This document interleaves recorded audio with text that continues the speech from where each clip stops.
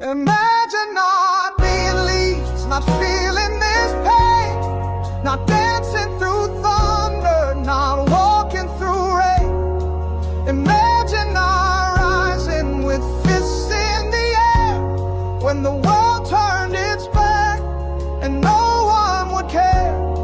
We've lived in the ashes, we've drowned in defeat, but still we stand proud on our battered old feet. Imagine not loving with all that you are.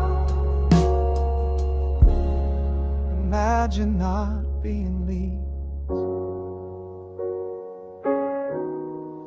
We love you, Leeds, Leeds, Leeds. We do love you, Leeds, Leeds, Leeds. Now then, folks, I'm back to smashing the content out. Yeah, a bit of a lull over the international break, but now it's back. Plenty to talk about, plenty of thoughts going through my head, plenty of comments and discussions a fan base are having amongst themselves.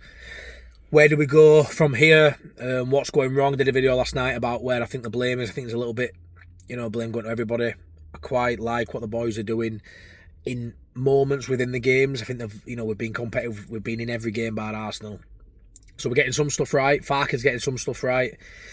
Certainly getting a few bits wrong, or a few bits that are blatantly obvious now they need to be looking at as a collective. And Farke going into Friday night, I do think we're a little bit light in recruitment, but we've always known that, and it's showing more and more with the odd injury here and there. It's stacking up. Just sort of want to touch on the Aronson and Harrison starting as wingers. People saying that shouldn't be the case in 2025. I get that, right? But Jack Harrison is currently 5th choice winger. And I aren't an Aronson fan. I've never been a fan of his, really. But he's 5th choice winger. Who were Leeds fans expecting to be 5th choice winger for Leeds United?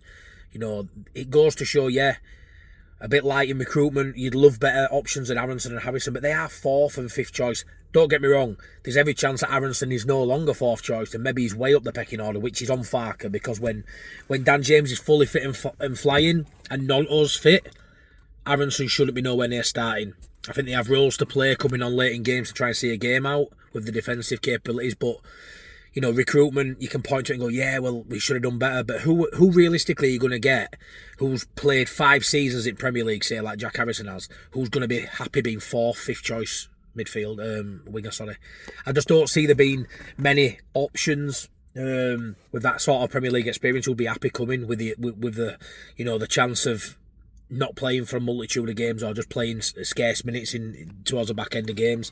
So I think there's a lot that we've been unlucky with this season. I just sort of want to touch on that. But yeah, part of this video, looking at the sort of predicted lineups going into Friday. So now I look at it, and there's been a lot of talk that Farke should have played a 3-5-2 against Burnley with the personnel available, and I agree with that. I think the best option with the players available, which would have meant you didn't have to play a Harrison, was a 3-5-2. Put Bijol in there, everyone wants to see him. Maybe bring Tanaka back in there, but even if you didn't play Tanaka, you leave Stack in there. You play 3-5-2, get Goodmanson and Bogle as your options out wide, which, when you haven't got many wingers available currently, great option, and put Pino in, maybe alongside, or even Metcher alongside DCL. I sort of get that. I think that would have gave me missed an opportunity there. I think we'd possibly win that game if we play that way. Hindsight's a fabulous thing, as you know. But looking at Friday now, I'm of the mindset of, if he plays the exact same team, which, let's be fair, there's a massive chance he plays the same side, in a 4-3-3, plays Stack over Tanaka, keeps Strauch in there over Bijol, plays Darlow over Perry, Harrison on the left, which he may still have to go with, and I'll tell you what I think anyway going forward, but genuinely there's a chance that if they play that side, I actually don't think we'll win the game.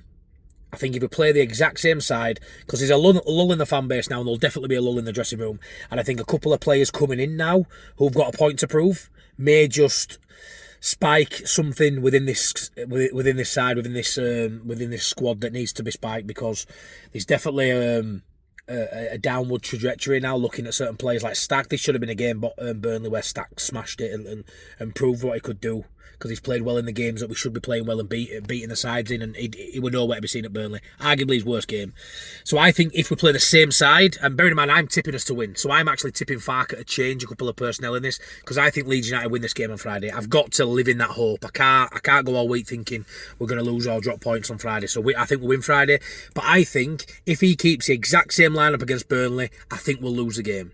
But I don't expect him to do that. I think Strauch with the right player, Darlow and Stack for the Burnley game before kick-off. I was happy with that lineup. Don't like seeing Harrison on the wings, but again, apart from a full formation change, which I think for that game, Burnley away, I think if it's a game you've got to play Harrison and it shouldn't affect too much, I would have said Burnley away. I wouldn't think we'd get anything against anyone of a higher level. No offence to Burnley, they beat us 2-0 and fair play, but if Harrison's not good enough to play against Burnley, he's not good enough to play against anyone. So I sort of get why he kept it as it was.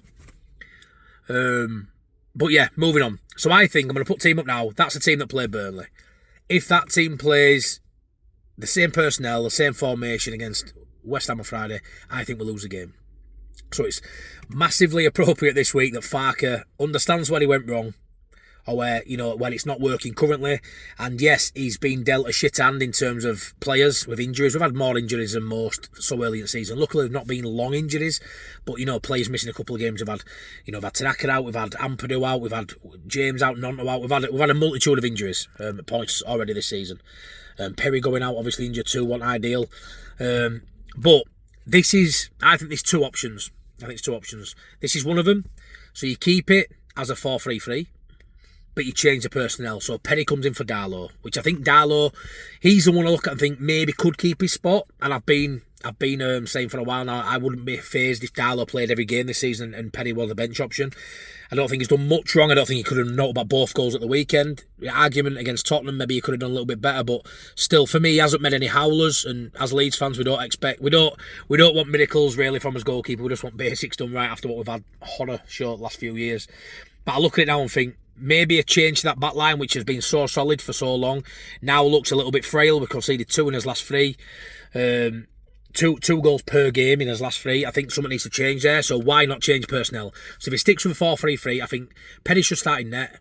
I think it should be Bogle, Rodon, Bijol, I think comes in for Strauch. I think it's time now, and I hope he's as good as people think he is. I don't know much about him. Yeah, I hope he's an upgrade on Strauch. We need it. And then Goodmanson at left back. Ampadu in the middle as an anchor, with Tanaka coming in for Stack and Longstaff playing alongside him. I think we need to freshen it up with the lack of creativity out wide in this period. I think it's imperative we have someone like Tanaka in, who's a ball playing midfielder, a bit more forward thinking than a Stack. I think Stack's more a defensive player, although he's done really well in moments going forward and created a lot of chances as the stats will prove. I think Tanaka would be a great option in there, and then with either side of DCL in the middle, obviously, and I think Dan James on the right. And I actually think in this game, who have you got on the left? I don't think you can play Brendan Anderson out on the left. I would rather not. If Okafor's not back, which I deem him not, if Nonto's not back, which I don't think he'll be fit enough to start, I think the only option in a 4-3-3 will be to start Jack Harrison. And the reason I say that as well is because he's going to be on the same side as Jared Bowen. And I think if Jared Bowen's playing down that right-hand side, which I think he is, I haven't looked at West Ham yet, but I presume he'll be playing down that right.